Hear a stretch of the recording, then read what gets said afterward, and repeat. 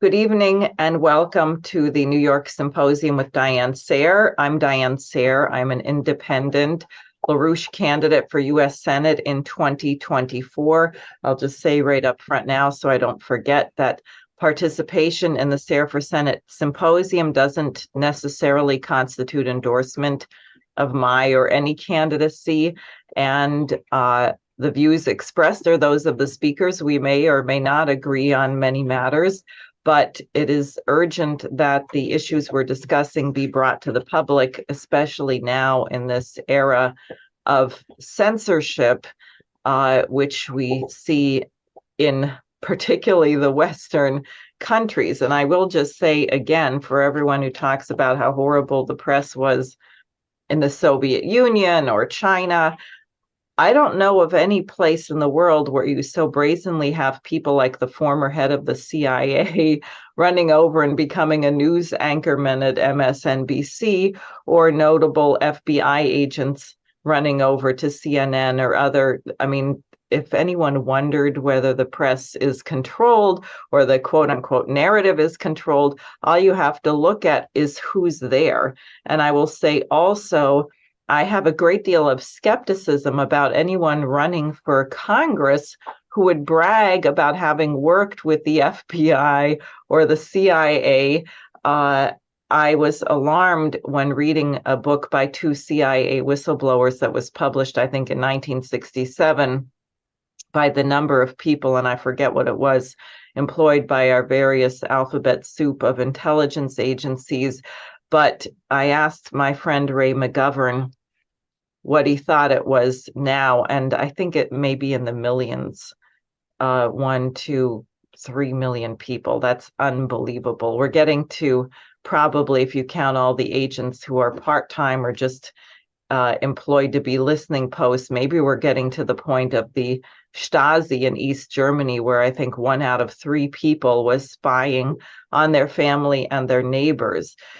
So there is a revolt. That's the exciting news. And people saw it with the removal of Kevin McCarthy as House Speaker, which has a great deal to do with the war in Ukraine. Not that it worked out that way. That is, all the anti-Ukraine war Republicans did not vote against McCarthy. Marjorie Taylor Greene did not. Paul Gosar did not. But one of the matters that Gates brought up was the fact that McCarthy had cut a backroom deal with Biden to ensure that funding to this extremely unpopular proxy war against Russia and Ukraine was continued, even though the continuing resolution budget does not include aid. And again, this also reflects the pressure that the American population can bring on the Congress in an election year. That was supposed to be a package of $20 billion, then $6 billion. Then the resolution was passed without any. That doesn't mean they're not trying to come back for more. And I will just say that the truth of the situation in Ukraine is that Ukraine is losing horrifically badly. Hold on 1 second.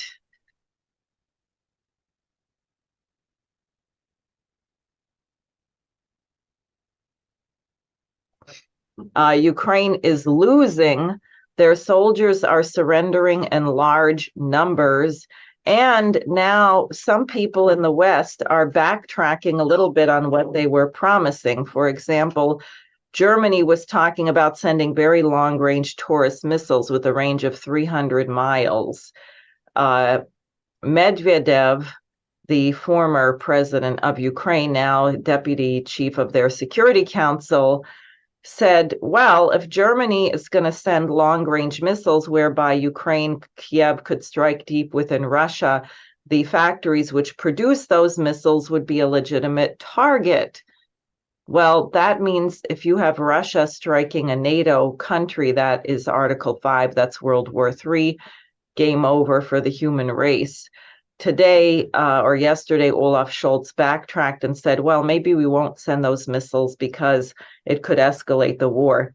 The guy's a regular genius.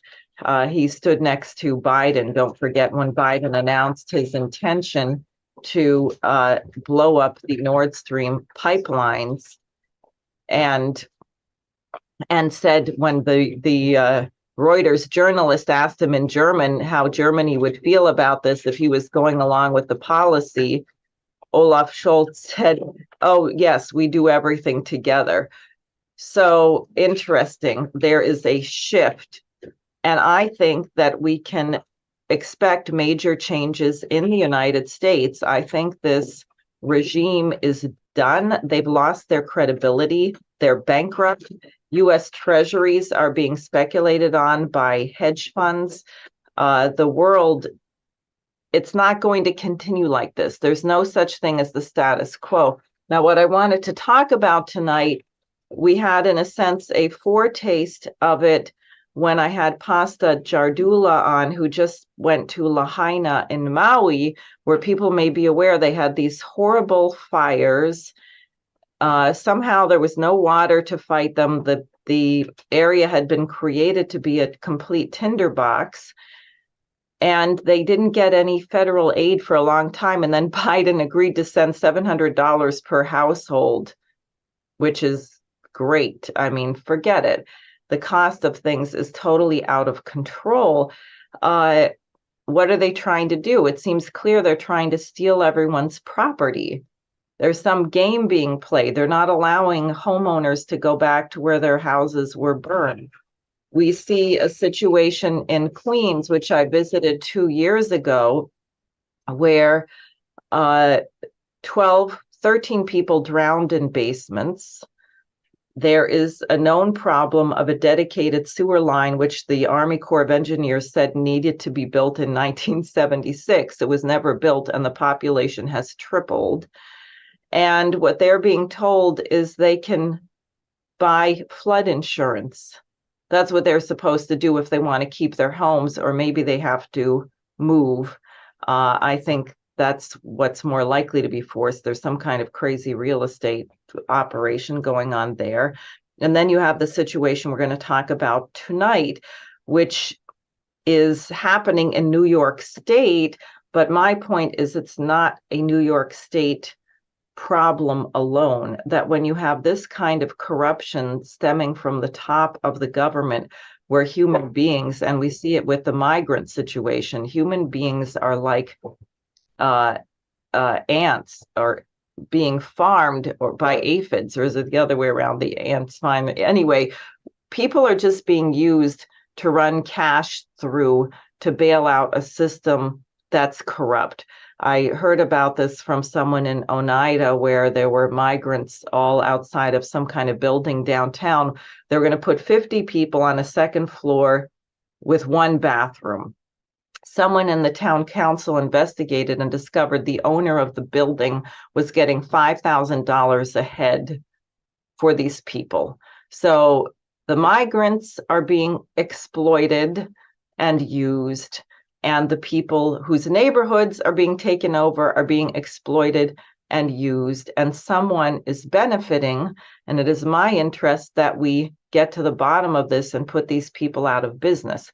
So I'm going to stop there, and I'm going to introduce Mark Moody, who said to say he is a litigator who quit litigating, but he's been working on cases of dealing with the theft of people's homes going on right here in New York State and in several counties. It's really at epidemic levels, and it is a very big fight, and it's extremely difficult for these homeowners to get their homes back. So Mark, please go ahead, and thank you for joining me.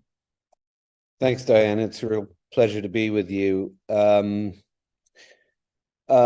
just wanted to say quickly how I came across you in the first place, which was your truthful antagonism to the Ukraine war when you fought Chuck Schumer.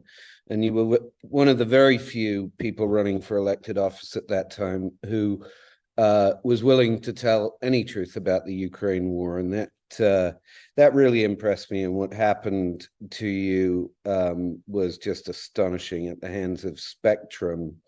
And I wanted to say that because I think it's, in this vast, beautiful country of ours, it's very difficult, or sorry, it's very easy to ignore the rest of the world, and to pretend that foreign policy is some incredibly complex thing that is beyond the purview of everyday decent Americans' understanding.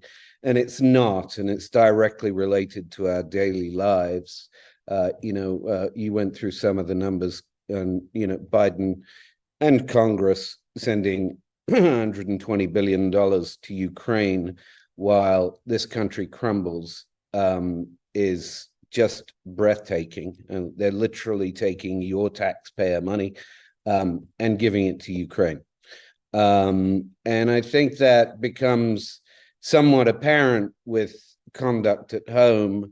And let me preface the specifics of the real estate problem with how I came to know this woman. I represented her for the better part of 6 years in a legal malpractice fight up in Rochester, which is Monroe County.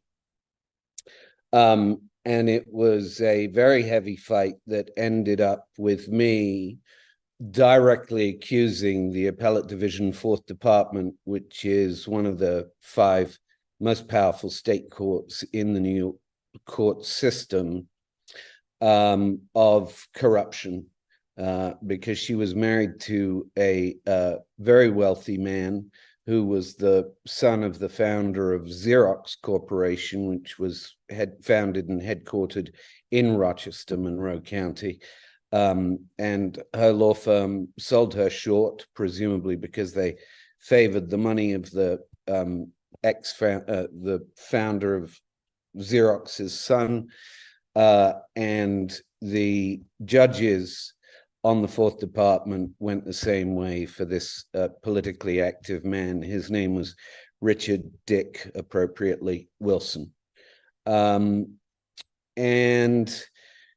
after accusing them of corruption and trying to get to the Court of Appeals, which they denied, I didn't have much contact with my client for several more years. I was in contact with her again recently, and I actually went to help her move house, because she had a $450,000 home in Rochester that was sold at auction without her knowledge because of her failure to pay $24,000 in property taxes. It was sold for about $150,000 to a Rochester area man whose name I believe is Tom Ellis. Tom Ellis, upon purchasing the home, offered to sell it back to her at $300,000. The home did not have a mortgage on it, and there was nothing that she could do about it. So I, upon learning this story, I got in contact with as many people I could to see if we might, what did Alexandria Ocasio-Cortez say, make a ruckus about it? Good job, AOC. And that was how I came to be in contact with Diane. As I understand it, there is a statewide provision of the real estate law that requires when a house is going to be auctioned for failure to pay property taxes, that notice be sent by certified mail. However, this statewide law also apparently gives counties the option to opt out of that certified mail provision. And at the moment, there are 6 counties that have opted out, one of which is Monroe County. The other among the others are Nassau and Suffolk. And I think the other 3 are in northern New York. I don't remember what they are off the top of my head. And so this woman has basically just had $300,000 stolen from her, together with a house. It's not clear how much of this money is going to come back to her, but to me, that's really a secondary question. The first question is, can we please stop the government from permitting people to steal decent New Yorkers' homes? And once again, thanks for having me on, Diane. Happy to answer any questions about this. But Rich, as I learned from our first conversation a few days ago, is something of, well, suffice it to say, he's far better informed than me. So, Rich. Thanks for the compliment, but I'm not sure that's quite true. You've certainly been on the front line fighting this problem more so than I have. And to extend on some of your discussion, Monroe County, as you say, is having a problem, and Nassau and Suffolk, those are on Long Island. And I've had friends come to me and complain about problems in that area. Another hotbed around here is Otsego County, Oneonta area in New York. But really, this can happen in any county. I've heard of instance of a couple holding a farm here in my county, Tioga County, a few years ago. They had a farm worth like $1 million, owed a few thousand in taxes, and had the whole farm taken from them and lost it all, got nothing. So it can be really disgraceful. So, but you bring up a lot of this from the top down, but there's a lot of bottom up corruption too, and we have too many people in local and county governments that are in these patronage jobs. Oftentimes, you find that they're connected to the real estate business, so they personally gain by participating in these schemes, where someone owes a little bit in taxes. Maybe they follow the proper timing delays in notification to the delinquent property owner about, before they can put it up for auction. Maybe they follow proper public notification in newspapers and so on that the auction is going to occur. But then they cheat on some other things, and two big cheats that I hear frequently is auction steering is what I call it, and a few people call it, where they make the participation in the auction very difficult so that only these people in government, their favored sons, can get there to bid at the auction. Now, of course, the goal is to try to auction the home for more than the taxes owed, so that the municipality at least gets recovered back those taxes that are owed. But if it's just slightly more, the county gets to keep a little bit extra, and probably the homeowner won't be as grumbly in that case because there was just a little bit more above the auction rather than if they lost, $100,000, $200,000, $300,000. Certainly a lot more interest in hiring an attorney if you're out hundreds of thousands of dollars. So that auction steering problem is there. But the other one is just plain old what we call surplus proceeds theft, where the delinquent owner doesn't know that they're entitled to pursue their surplus proceeds after the auction, which again could be many hundreds of thousands of dollars. So even if things are pretty legitimate all the way up to that point, the surplus proceeds, we need to make it more automatic and guaranteed that the delinquent owner would get that money.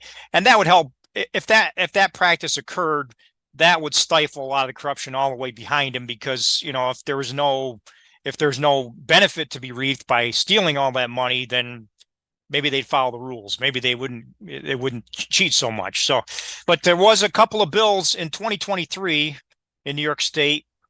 One was, and these were parallel bills. So what you'll see in state government, we're a bicameral legislative body, right? We have a state senate, and we have an assembly. I think there's Nebraska and one other state. There's only two states in the United States that only have one house. But at any rate, they got as far as doing what they call a same as approach. Typically, when you see a bill in the state senate and a bill in the assembly, and they merge to same as language, that's usually an encouraging sign. So we got that far in 2023. These bills were submitted in prior years, back in 2019, 2020. So, and that's typical of, government is sluggish and difficult and hard to get things done. But they got pretty far in 2023. So there's optimism for next year. So Peter Harcum, the 40th district Democrat in in the state Senate. He's in the Westchester, Hudson Valley area. He submitted Bill S5383. So S5383, if you looked that up, the state Senate bill was advanced up through March and went through a local government committee. And it had a couple co-sponsors. And then the parallel bill in the assembly was Pamela Hunter up in Syracuse, 128th district. And I will say, I'm a libertarian. I'm not too crazy about either major party.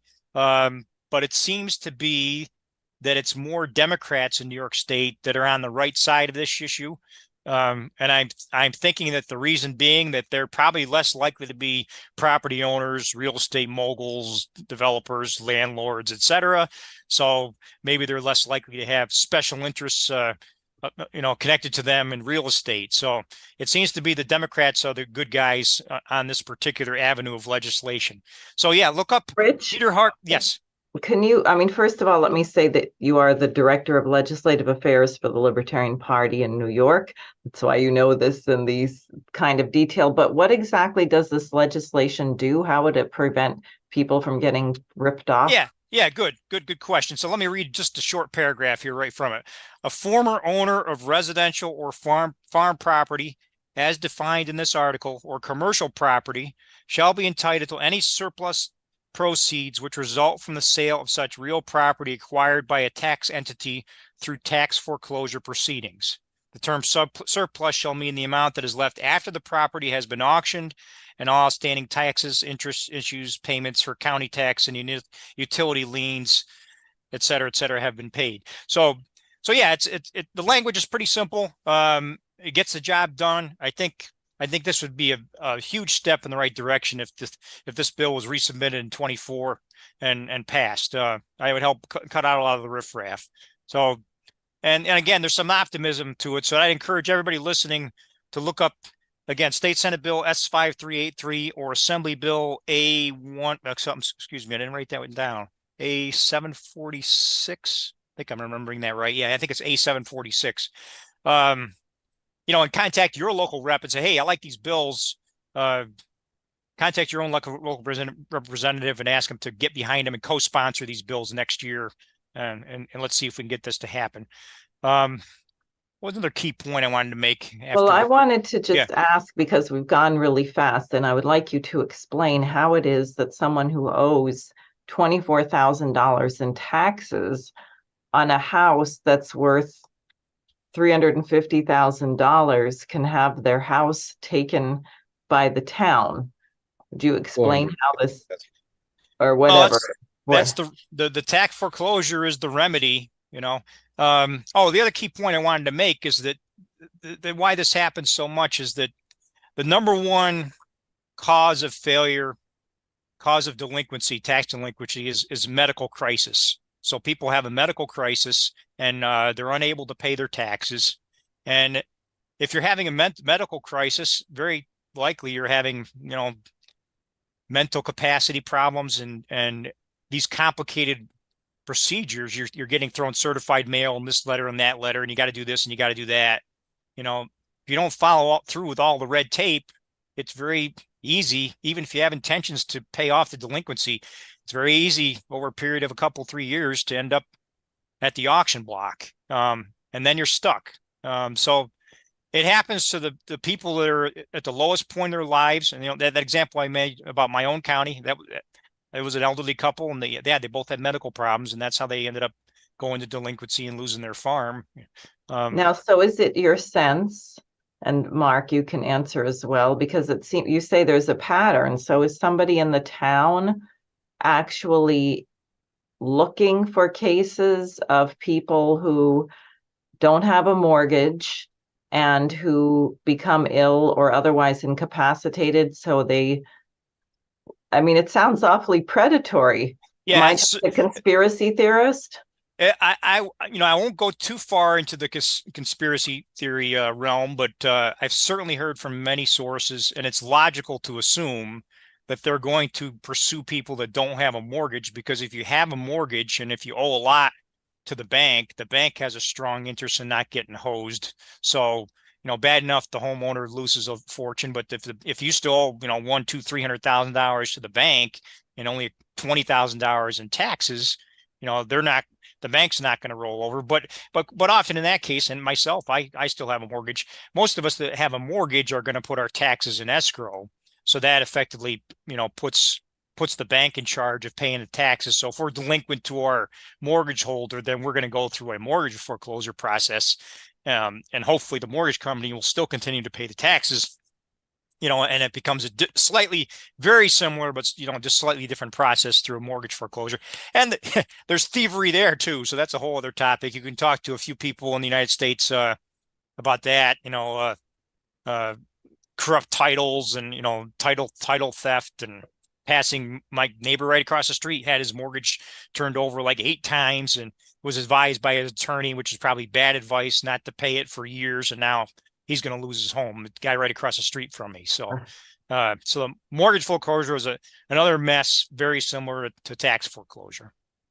All right, Mark. Of course, the other relationship with a medical condition is that you're stuck paying massive medical bills here as well. And while you're caring for your health, it is not infeasible or unreasonable that you might say, I think I'll save a little bit of money to pay for the medical bills to ensure I get whatever I need rather than pay property taxes right now. And indeed, my ex-client has just been through cancer and is still recovering from it. Something I should have said in my first comment is that I understand. I haven't seen this documented, and in the conversation with Rich a couple of days ago, he suggested appropriately, I think, a FOIA request or a FOIL request, Freedom of Information Act or Freedom of Information Law request to find out whether this is true. But the numbers I've heard in Monroe County is that this year more than 700 homes have been taken. Last year, more than 1,000 homes, and the year before that, more than 1,000 homes. I don't have evidence that that's true, but I would encourage anybody who knows a Rochester lawyer who they might think thinks that this sort of thing shouldn't happen, might like to I don't know, get in contact with somebody and somehow get in contact with me, and I'll put that Rochester lawyer, or even a Rochester lawyer who's on this call, because she's going to need help.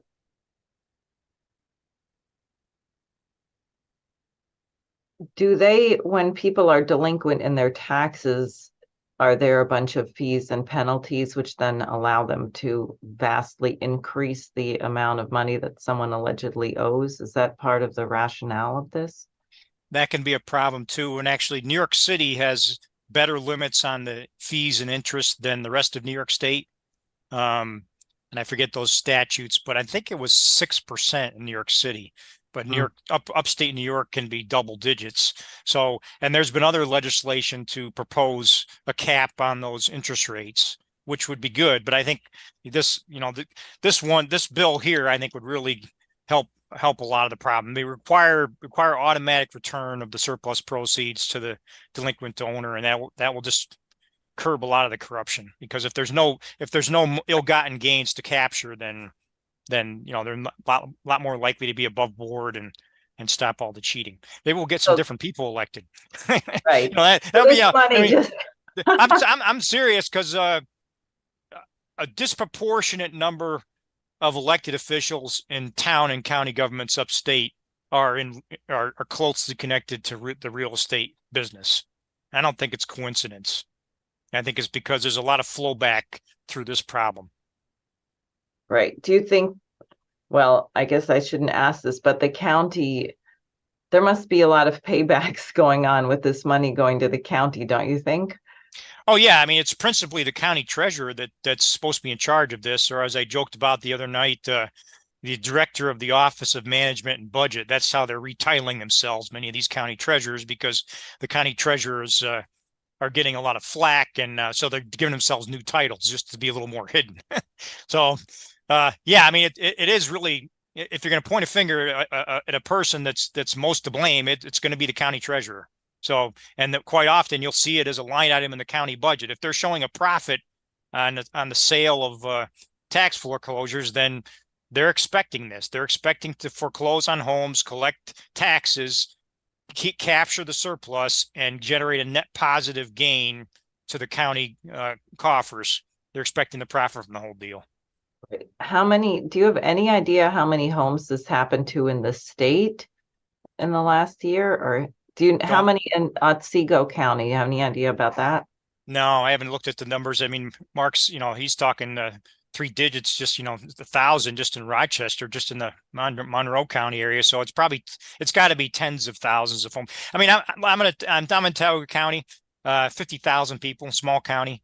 And I see in the tax foreclosure notice pages in the Tioga County Courier, there's typically 500 or 600, just for my little county. It's just so that, and we expected this after COVID, when there was a pause on a lot of things. One of them was by kicking people out of rental properties. And we expected there'd be a flood afterwards. So that's why this problem it's big and due to explode and get much worse unless we take some action to curb it. So yeah, we need state legislation. We need people to be more aware of it locally, need to elect different local officials, different county officials, really get on your county treasurer, tell them it should be, black or red, not a profit generating part of their county budget. Right. And Rich, go ahead, Mark. Sorry, Diane. Rich, we also talked on that call about a case that you're much more familiar with than I am, but these sorts of little games with existing legislation that permit what is ultimately the theft of a home is really just a form of eminent domain by the private sector.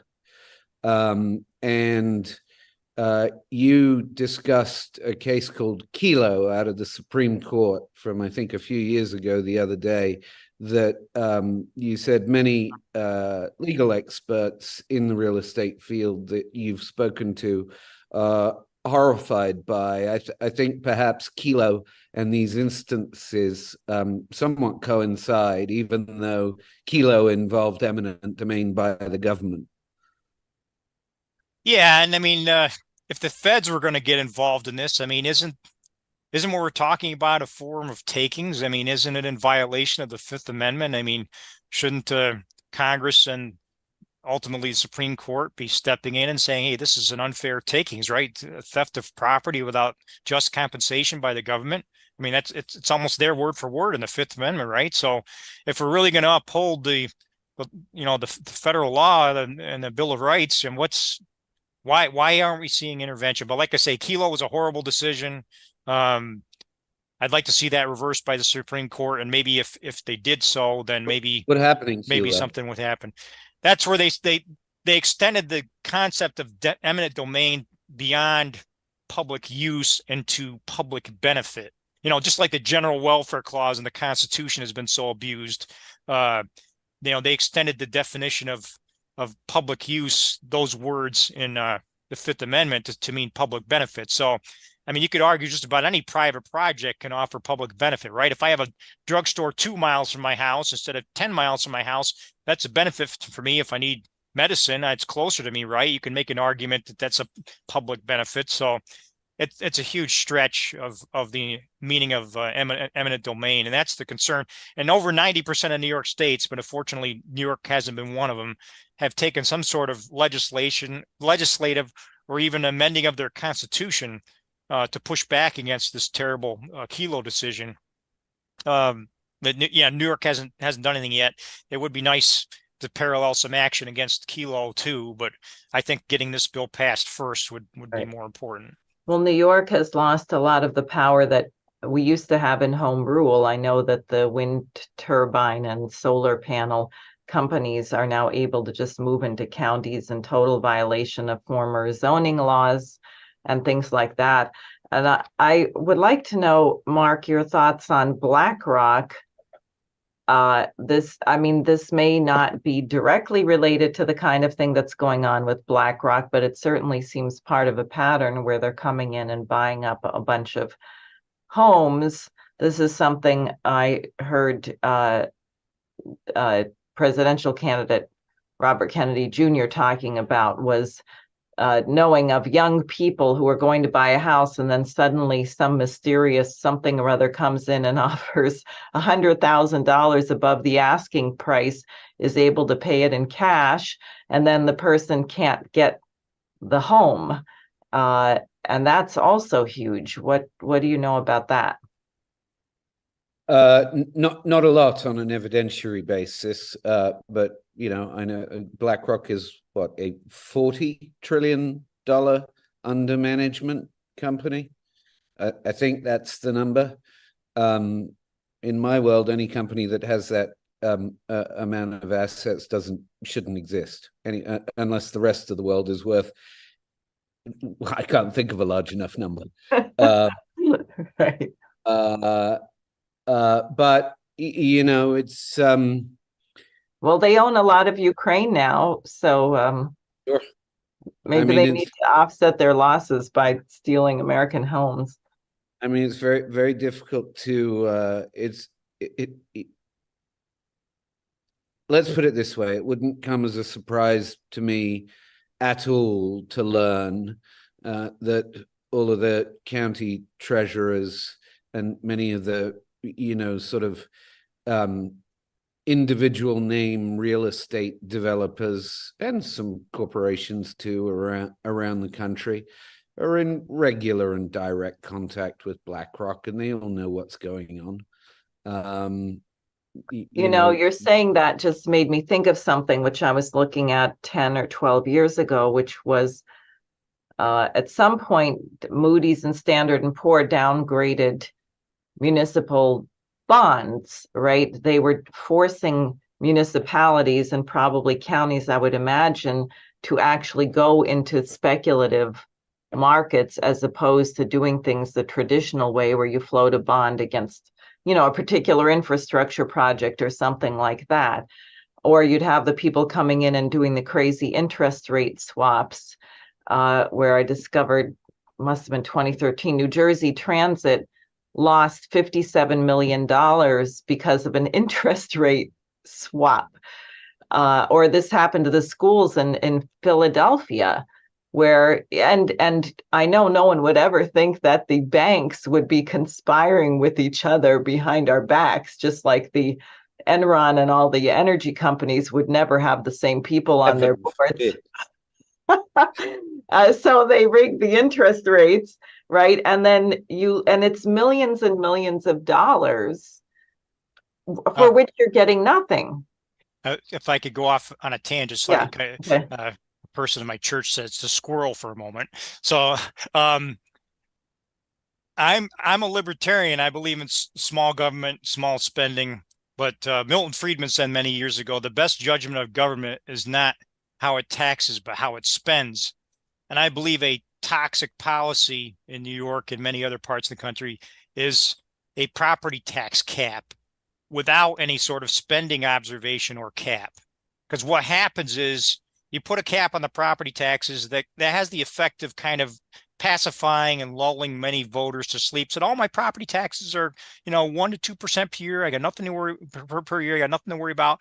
But it invites corruption. How do if your spending is going up 8 or 10% and your property taxes are only allowed to go up 2%, how do you make up that difference? Cheat by doing things like surplus proceeds theft, or kick the can down the road and borrow too much. So this is, that's a feeder into local and county governments borrowing too much, is that they're fighting against, demanding unions that want, big pay increases and pension increases and so on. And the property owners that want their, 1% or whatever their cap is on their property tax. They're trying to come up with creative ways to, play the shell game and make up that difference. So. Well, part of the problem with spending caps, of course, is if you're in hyperinflation where the price of gasoline is double what it's supposed to be and the interest rates are crazy. I have actually, for some reason, a number of my friends right now all had cars die at the same time. And finding a car right now is insane. If you're not fabulously rich, it's actually completely insane. They cost absurd amounts. Our car needed a battery recently. It was close to $300. A battery, I thought a battery was $60. It's really, and who is making this money? And I think that's the crime. And I will say in sort of response, George Washington in his farewell address said, you need a strong government.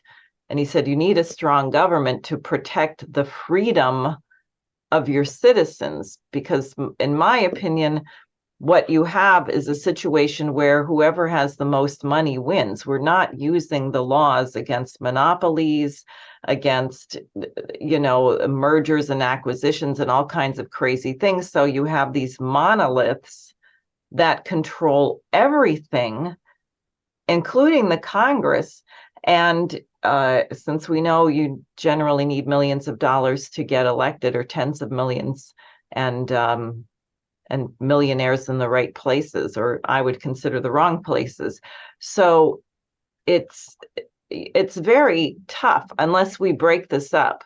I mean, I think this thing really has to be broken up. You can't, how can anyone honest operate in a system where the cost of everything is so completely out of control?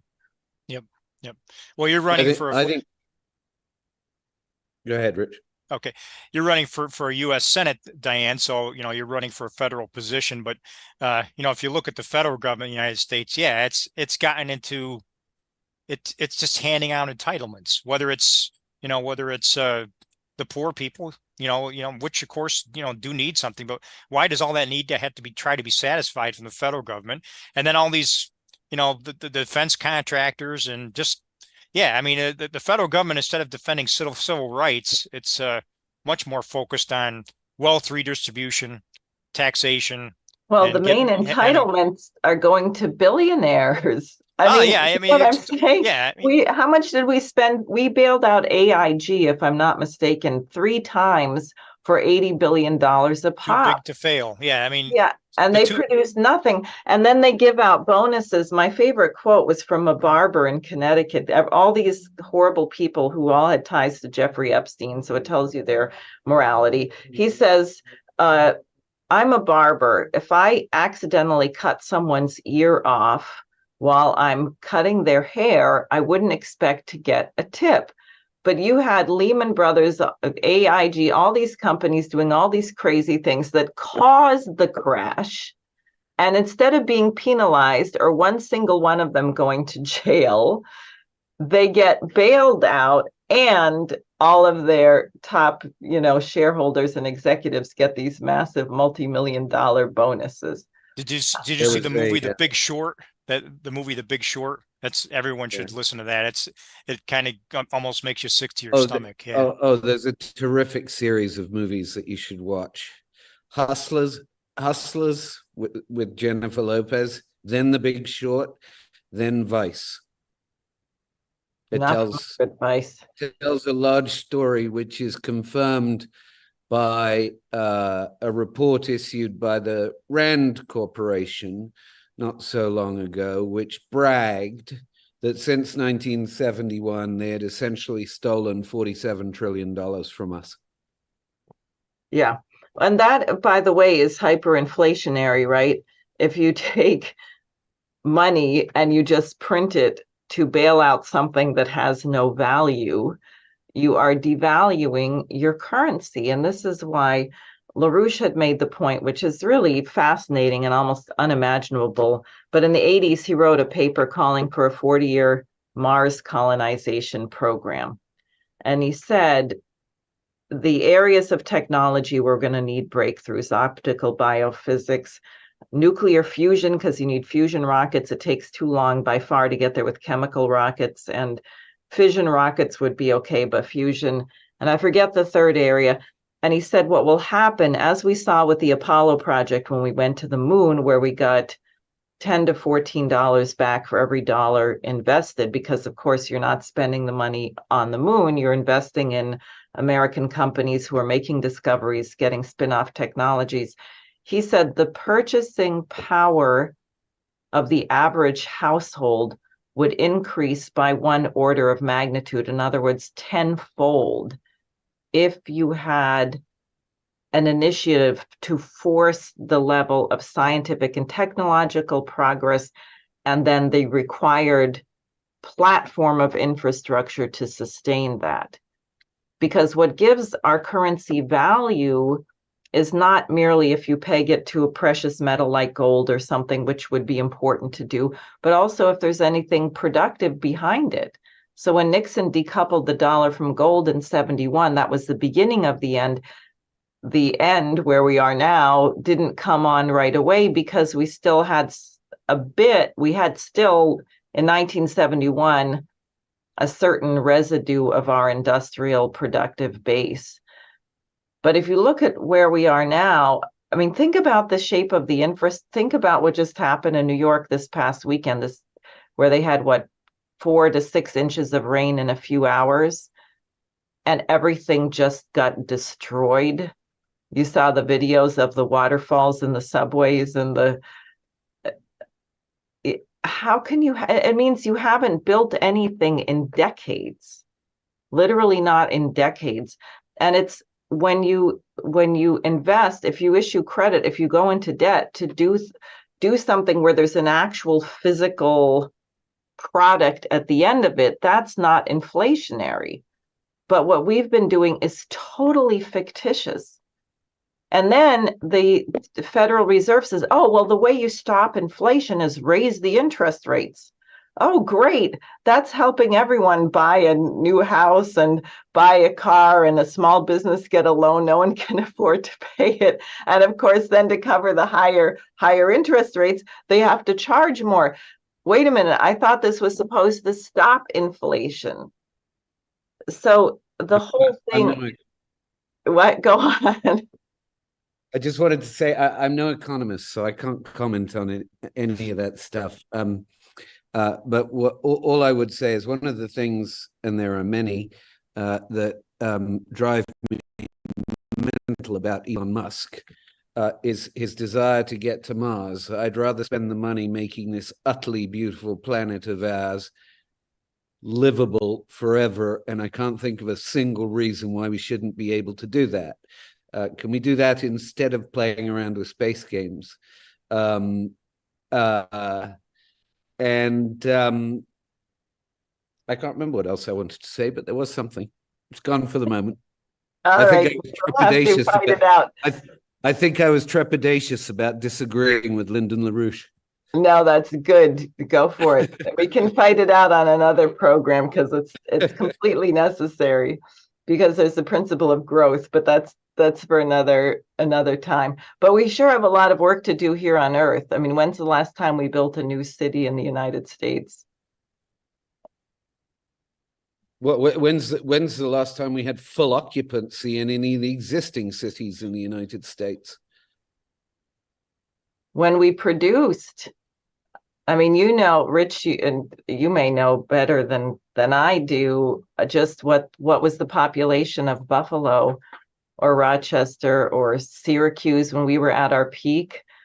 I was really excited to see. I went to the Erie Canal Museum when I went to the State Fair in Syracuse, and they said that in 10 years after the Erie Canal being built, the population of Syracuse increased 40-fold,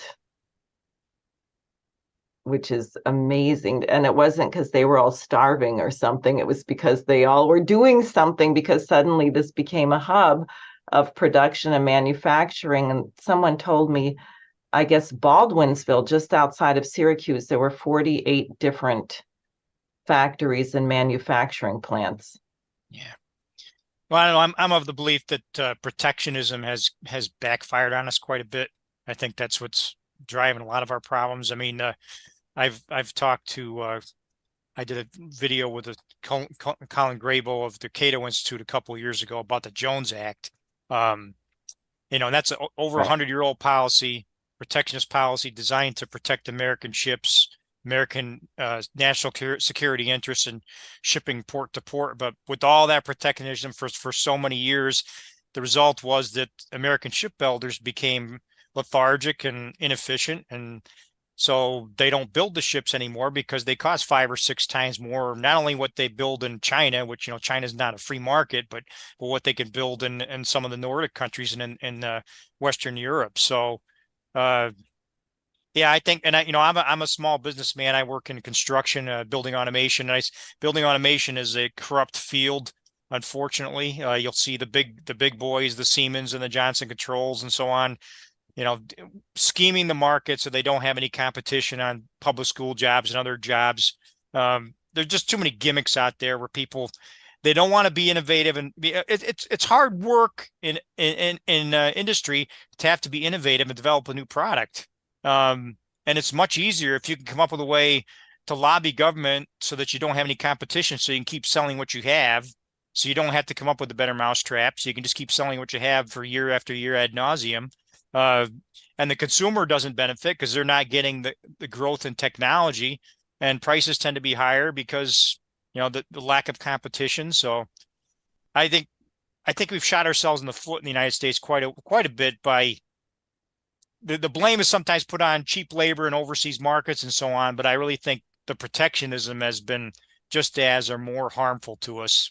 Where businesses are just they're doing anything other than having to innovate, because innovating and research and so on is expensive and difficult and risky, but that's the way the business world should operate. But it's not. It's all about scheming, and banks, like you say, in particular, are probably the worst example. It's all about how to scheme so that you can make your buck without having to take any risk. Make Uncle Sam take the risk. Make the taxpayers take the risk. Well, that's why I think it's so important to put some people in jail.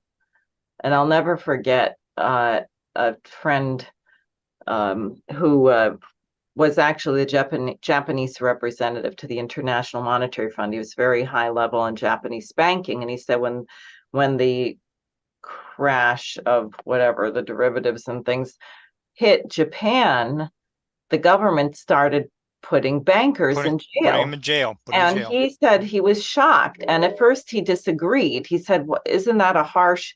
And then he said, no, he realized that it was not harsh, because if you didn't do that, if you didn't actually prosecute people for the financial fraud and crimes they committed, you would never have trust in the banking system again, because everyone would say there's no consequence for committing these crimes. And I think we had a journalist who asked Eric Holder when Obama was in office, and we just had all of these bailouts, and asked him how can it be that we just had all these major companies go under and not one single major banker has even been indicted? And you know what Holder said? He said, we can't do that, in effect, because it would bring down the whole system. Like prosecuting somebody for war crimes would do the same thing, unless, of course, they're Lindy England and don't matter. Right. And so that's a system that needs to be brought down, right, is the obvious point. If that's Or how about prosecuting somebody for sex trafficking, like Jeffrey Epstein? That took a long time to do. I mean, nobody in the ruling class is ever prosecuted for anything, ever. Well, so that's something that has to change. Oh, I agree. Yeah. Yeah, it's a moral hazard to let people get away with crime. Quickly. Yeah. Yeah. No, it's very important. It goes with what has to be done, because there so clearly is not a principle of justice anymore. We seem to have the feeling that truth has no standing. And to come back to what we started with here, you have these homeowners who, for reasons of illness, largely find themselves in arrears, don't get proper notification, aren't able to act, and the next thing you know, their home is stolen from them, and the county has run off with the money.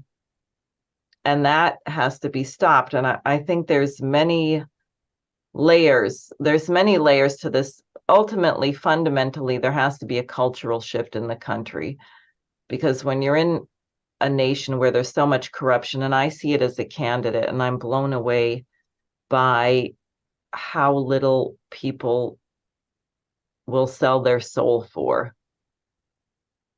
And I think that's because people, in a sense, feel it's hopeless, or there's nothing bigger that their life can be part of, and therefore it doesn't matter.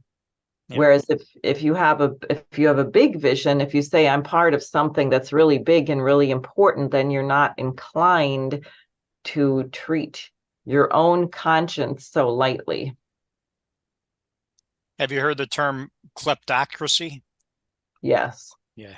That's kind of what the United States has become, is a rule by thieves. Yeah, we're a kleptocracy. And yeah, I don't envy those who run for office that they're trying to change the system, because it's very tainted.